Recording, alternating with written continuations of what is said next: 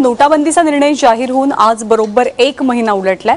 नोटाबंदीच्या निर्णयाने काय साध्य झालं, लोकांची काय अवस्था आहे, लोकांना अजूनही अडचणींचा सामना करावा लागतोय का लोकांच्या हातात पैसे आलेले आहेत, हे सगळ्याचा रियालिटी चेक एबीपी माझानं केलाय।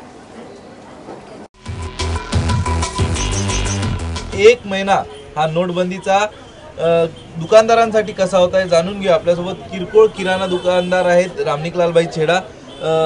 भाई तुम्ही मला सांगा, महिना झाला नोटबंदी, 1000 आणि 500च्या नोटांवर बंदी आणली होती, कशा पद्धतीने परिणाम झाला व्यवसायावर? त्याचा परिणाम काय झाला की आम पब्लिककडे सुट्टे पैसे नसतात। पहिला जुनी नोटा 500 आणि 1000ची असतात, तर आता जे बँकमध्ये जे रिप्लेसमेंट झालेली आहे नोटा, नवीन 2000ची नोटा आलेली आहे।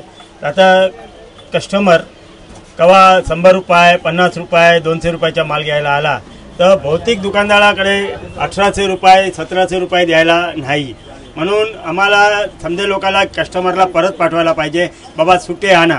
आता कस्टमर बोलता आम्ही कुठनं सुट्टे आणू, आम्हाला बँक 2000ची नोट देतात। आमचे व्यवसायावर कमी ते कमी 40% डिफरन्स झालेला आहे, कारण की सुट्टे नाही तर आम्ही पब्लिकला ना म्हणतो, 2000ची नोट घेऊन येतात, आम्ही त्याला परत पाठवतो, पब्लिक पण फिरत राहते आणि आमचे धंद्याला पण नुकसानी आहे।